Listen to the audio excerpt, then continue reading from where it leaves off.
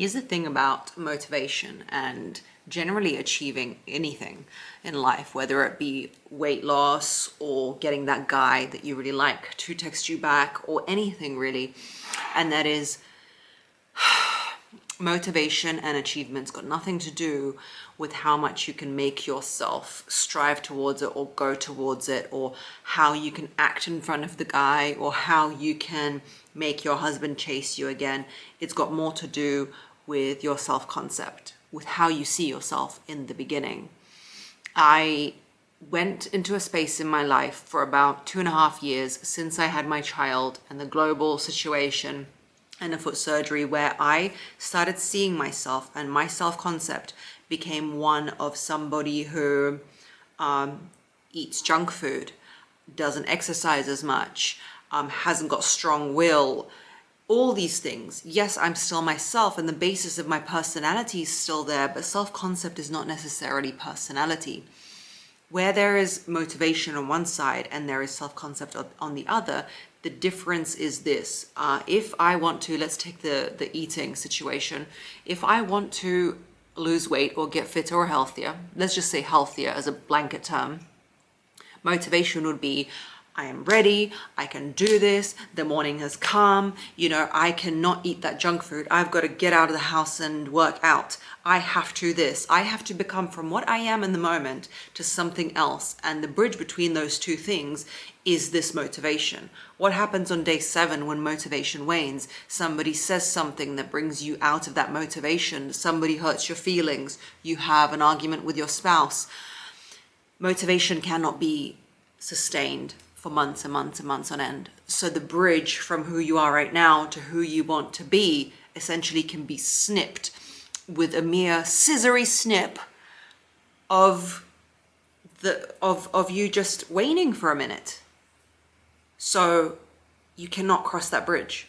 While self-concept is you deciding that even though you might not be healthy right now, or you might not be eating well right now, or you might have not done so for 2 years, suddenly it's almost like you jump into somebody else's body.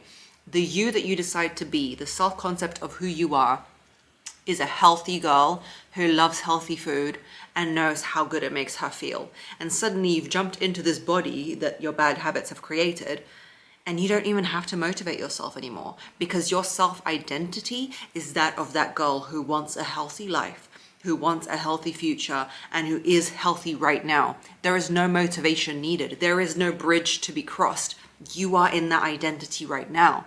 So when you have that argument with your spouse, or you have that bad day, or you see that chocolate bar, because your identity is of that girl who doesn't want that, that's not going to serve her. She's got a higher purpose. She's, doing this for her kids to be a role model, or she wants to create an amazing career for herself where her body needs to be at its prime, whether it's for the looks, let's not deny it, or whether it's for the optimal use of your actual body. She's no longer interested in satiating herself with junk food. Why? Because she's not that person. And every time I've achieved anything in life, it's not been through motivation, it's been through self-concept. How do you achieve that self-concept? It can apply to relationships too. On my TikTok, which is relationship focused, I get so many DMs like, how do I not message him? How do I not chase him? How do I not go for the wrong guy? How do I not do this? And the answer is just be the person who doesn't. Be the girl who doesn't. Start to see yourself differently. When you think of a movie character who, I don't know, maybe Angelina Jolie in The Tourist or whatever that movie's called, where she's super chic and wears those cream suits, you can visualize yourself as that type of person. You can embody that type of person before you become it. But instead of going, oh, one day I will get to that through the source of motivation, no, you just drop it and say, right now, from now on, I'm Angelina Jolie in my cream suits. She would not wear those jogger bottoms or whatever it is, bloody outfits that you've been wearing. She would wear sophisticated clothes. That's an example. In relationships, it works the same. If you decide to create an identity or be the girl who doesn't chase men, who knows her self-worth, yes, it's not going to feel right immediately. The inner body feeling is going to feel strange because you're going to feel like, wait, shit, is this really me? But the issue isn't about whether it's you or not you. The real issue is this is the only way you can be, because where you have been has become such a pain point in your life, whether it's lack of health or chasing men who are inadequate, that it's no longer serving you. You need to just let go of this self-concept that you used to have of this unhealthy person who doesn't know what to do. You know what to do. You know what to do. You have inner knowledge. It's not about another course. It's not about another book. It's not about any of it. Coffee break. You ask me on my TikTok, what is a book I can read about feminine energy? We all know the type of woman we want to be. We just want someone to kick us up the arse and give us the motivation. We want to read that book and drink the Kool-Aid of motivation. And it's almost like having a little motor engine shoved up your bum where you just start going off and, doing it. But it's not about that. I've done it several times in my life. First time I did it was, I was a deeply average child. I had deeply average self-image and body. Didn't even think about it. Until somebody entered me into a Miss Universe competition, and I thought that would be fun. And the coach there told me, listen, you are like 5 dress sizes overweight. And look, you can be if you want to be, but for this specific sport or whatever it was, you need to be this. And suddenly I just decided to change my self-concept. I was like, oh, I want to try my hand at this pageant thing. And I just stopped eating my kiddie snacks, stopped seeing my body.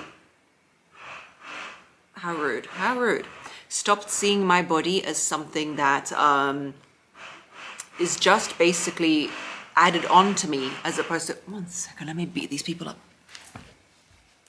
I stopped seeing my body as something that is just like an appendage that I just put anything into. But I was like, okay, it's almost like being an athlete or something. How am I going to treat my body to achieve this goal? And I did. The second time I did it in my life was probably with my relationship. I had a very anxious attachment style. I was convinced that everybody is going to leave me, or that people don't like me. And what you do with anxious attachment is you try and latch onto people. You try to grab onto them to make sure they don't leave. But what that creates is the actual opposite reaction. People start to run from you because whatever you chase runs away. That's the dynamic of the universe. And it just didn't work until one day I woke up and I realized, no, I am that girl who's got self-worth, and I need a man who's worthy of me. And that's what's going to happen. That's just what's going to happen. And it does. Relationships and weight loss, life goals, anything, you have to, in the moment, understand and believe that it's something that is accessible to you. I'm choosing to ignore that because we need to talk. You need to choose and believe that it's something that is accessible to you. If you feel like you are here and want to get here, and most people say, I don't know how to get from here to here. The fact that you've already said you don't know how to get from here to here shows and denotes to the universe and to you and to your own body, every fiber of your being, that you are not that person, that your self-concept is not that. You almost need to be like Michelangelo, where you get a slab of stone and you already know that that statue already exists inside. You're just etching away at the edges. So you're not trying to get from this person to this person. You're already this girl, this high-value woman who's got all this self-worth and all of it. And you just need to know that if you've got excess weight, it's going to now drop off because you, as this person, do these sorts of actions. That type of woman would go get her hormones tested. That type of woman would eat a diet that suits her. That type of woman would know all these things. And she would not be thinking, oh, it's not working, it's not working. She would have the inner knowledge that, of course, it's going to work. There has to be some trust in the process and the universe. There is no guarantees in the world. Everyone constantly talks about, oh, in relationships, you've got to make sure he doesn't this. You've got to, well, what if he leaves? What if he cheats? Well, eventually he's going to da-da-da. Why are you programming that? Why are you programming that into the world? Should we not deal with that disaster once it happens? And if it happens? But if that disaster does not happen, why have you programmed every fiber and molecule of your being in preparation of this? And then when it happens, you're all, oh, I see, I knew it would happen. Why did you choose someone like that? You've already preordained your future. Oh, I can't lose weight. Oh, I can't look good. Oh, people don't respect me. Oh, of course he's going to cheat. Well, what do you think is going to happen? That's your self-concept. And you know what? If some tragedy does happen, let's say you trust someone and they cheat, don't you think you can pivot better in your life if your self-concept is of a powerful, amazing goddess-like woman who is in control of her body, mind, life? She's trusted this man to be with her. And then, okay, he cheated. Well, she's still in her power. She can now pivot and open the door to the next 500 men that are lining up. Do you know what I mean? As opposed to being ready and in a preparedness that might happen.